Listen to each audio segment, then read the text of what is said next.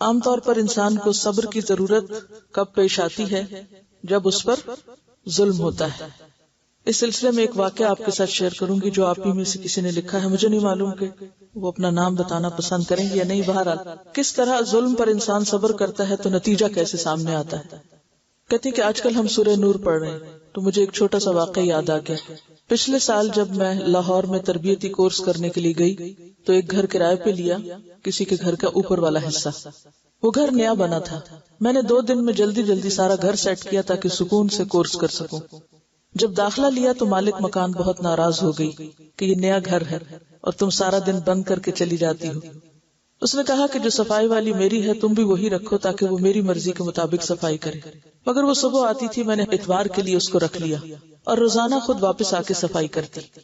ایک دن wash room کا gutter بند ہو گیا کیونکہ نیا گھر تھا، ابھی ریت سیمنٹ پائپ وغیرہ سے نہ نکلے تھے۔ میری بیٹی بیمار ہو گئی، اس کو قے آئی تو بھاگ کر اس نے واش روم کے بیسن میں قے کر دی۔ اب صفائی والی نے جا کر مالک مکان کو بتایا کہ بیوی نے الٹی بیسن میں کروائی ہے اور اس الٹی میں جو کچھ ہے وہ مجھے خود نظر آیا ہے، یعنی اتنی تفصیل سے جا کر اس نے مالک مکان کو شکایت کی۔ مالک مکان نے صرف اتنی سی بات پر طوفان اٹھا لیا، میرے بھائی کو، والدہ کو، کزن کو، پراپرٹی ڈیلر سب کو بلا کر کہنے لگی کہ یہ گھر بند کر کے چلی جاتی ہیں، گھر خراب ہو جائے گا۔ امی اور بھائی بھی مجھے سمجھانے لگے کہ خاتون بہت اعتراض کر رہی ہیں، اور پھر وہی الٹی والی بات بھی بار بار مینشن کی گئی، لیکن میں صبر کر گئی، خاموش رہی کہ کیا جواب دوں۔ پھر ایک دن کالونی کی عورتوں نے مجھ سے کہا کہ آپ کی مالک مکان ہر جگہ کہتی پھر رہی ہے کہ میں نے اس کو گھر سے نکال دینا ہے کیونکہ یہ اپنے بیٹے کو گھر چھوڑ کر خود چلی جاتی ہے، یہ کون سے اسلام میں لکھا ہے، اور بھی بڑی بری باتیں کر رہی ہے۔ میری آنکھوں میں ایک دم آنسو آ گئے کہ اگر ان دنوں میں اس نے مجھے نکال دیا تو میرا کورس ڈسٹرب ہو جائے گا۔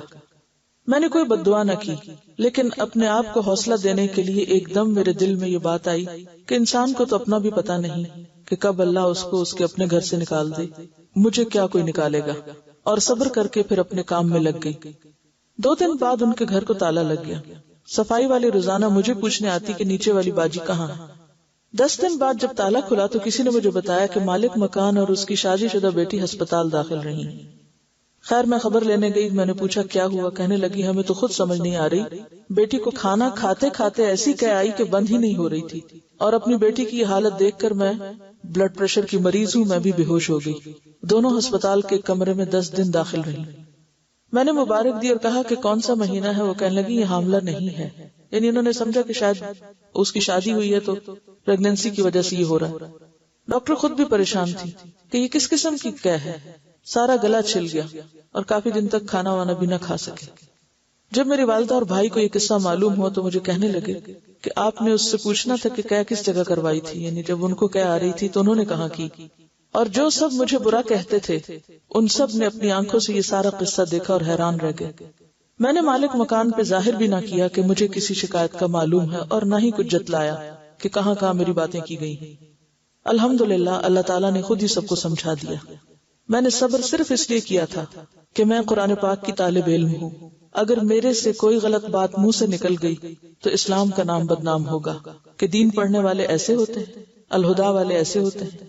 اب مجھے یہاں معلوم ہوا کہ اسی کالونی میں الہدا کی برانچ کھل گئی ہے، اور سب سے زیادہ خوشی کی بات یہ کہ میری والدہ بھی اس میں داخل ہو گئی۔ مجھے فون پہ بتایا گیا کہ بہت اچھا لگ رہا ہے اور سبق یاد کرنے کا طریقہ پوچھ رہی تھی۔ الحمدللہ۔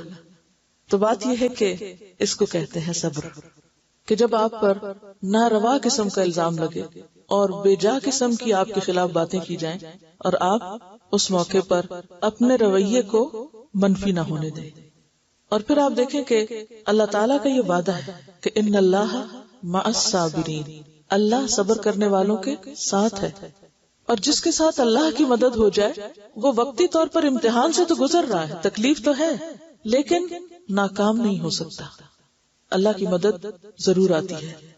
اور بعض اوقات اللہ تعالیٰ ایسے حالات پیدا کر دیتا ہے کہ انسان کے اوپر آنے والے الزام، اور خاص طور پر دین کا کام کرنے کی وجہ سے جو بے جا اور ناروا باتیں کی جاتی ہیں، کیونکہ وہ حدیث بھی آتی ہے نا کہ 3 لوگوں کی مدد کرنا اللہ کے ذمہ ہے، 3 لوگوں کی مدد کرنا اللہ کے ذمہ ہے، اور ان میں سے ایک شخص جو اللہ کے راستے میں جہاد کرنے والا ہو، جو اللہ کے راستے میں نکلنے والا ہو، یعنی اللہ اس کو تنہا نہیں چھوڑتا، اس کی مدد ضرور کرتا ہے. اور قرآن میں بھی کیا آتا ہے؟ وَلَيَنْصُرَنَّ اللَّهُ مَن يَنْصُرُهُ، اللہ ضرور مدد کرے گا اس کی جو اس کی مدد کرتا ہے. اگر ہم اپنی ذات سے کسی کو تکلیف نہ دے رہے، کسی کے لیے پریشانی کا باعث نہ ہو، اور بے وجہ آپ پر زیادتی ہو رہی ہو، تو ایسے موقع پر اپنی زبان کو بند رکھنا.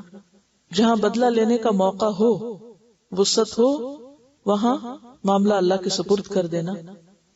تو بات یہ ہے کہ صبر اگرچہ مشکل کام ہے لیکن اس کا اجر بہت بڑا ہے.